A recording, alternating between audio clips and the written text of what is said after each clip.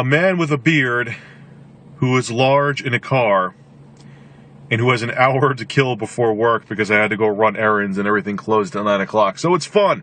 So I thought, let me discuss technology with you guys because you're all very sexy. Sexier than me. So I was reading an article today. I was actually going to do a commentary video on it, but I ran out of time. Don't let me keep rubbing my face. I'm tired. And it was Crytek talking about how Crysis 3 has maxed out the consoles. They said there's not even 1% left in the Xbox 360 and PS3. My thoughts on it are, why the hell is there even a reason to make a video about that? Let's talk tech specs. Now, I had a list in front of me at my house when I thought I had time to make the video. I don't have it with me right now. The Xbox 360, processor aside, it's a little anemic when it comes to cache, but it's still a 3-core processor with, it can handle 2 threads of code per core. So, it can handle 6 sets of instruction at once.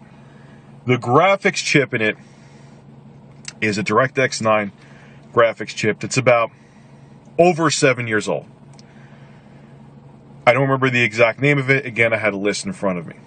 The PS3, minus the cell processor, it's still somewhat powerful, even though it's another one that's anemic on the cache, with the cache and the processor, the memory and the processor. That has a graphics processor made by NVIDIA. Thinking right now.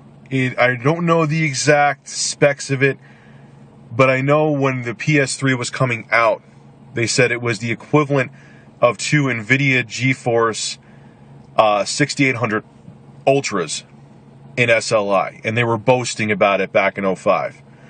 Again, approximately a 7-year-old chipset. I had concrete specs in front of me. I'm not in front of them right now. Now, I understand that consoles are dedicated machines. They're not like PCs. They're meant to do more than... They're meant to just do one thing well, and that's game. Now, they do more multimedia stuff with movies and video and all that crap, but they're not like PCs where they have 8 billion tasks running in the background, so developers can eke more power out of them. But for everyone who thinks, when they listen to the rhetoric from Sony especially, I mean Microsoft does it too, behold the power of the Xbox with Halo 4. When Sony says, getting back to Sony, when Sony says, oh, developers haven't tapped the power of the PS3 yet. Really? Get real, man. It's over. I mean, look, I love the PS3. I've bought it like 75 times. The Xbox, yeah, they just pissed me off royally, but there's no more power left, man. It's over. They're almost decade-old machines.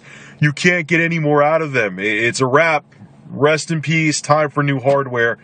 You know, it was funny, even like a year ago, I was like, there's no need for new consoles. Now it's like, when you look at games, especially multiplats, you could see the jaggies, you could see the pop-in, you could see, screens herring, you could see when there's a lot of stuff going on. Like, the developers, they have no more room, they're tapped out. They've tapped out the hardware probably 2 years ago. So it's time for new hardware. And for everyone who's, like, shocked by the fact that, like, there was people, I was looking at the article, I saw it on N4G, and there's people that are, like, surprised, like, no, there's more power in the PS3 and the Xbox 360. I'm like, no, there isn't. It's over. Now, there was an interesting thing, that, I forgot the guy's name, the CEO of Crytek.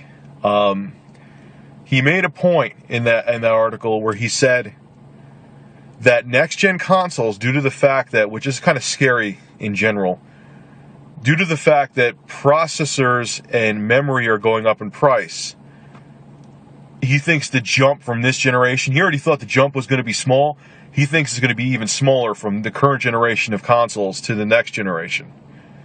So that's pretty interesting. And that kind of coincides with what I said in the past, that I just don't think the leap from like the Wii U to the Xbox 720 and PS3 is going to be that huge. I just don't think it's going to be, and that gives me even more evidence to feel that the PS4 and 720 aren't going to be as big of a leap. They're going to have to do some other stuff, be innovative, and do other things besides just raw horsepower like they always did in the past. But Anyway, I'm going to shut up now. This is a 5-minute video.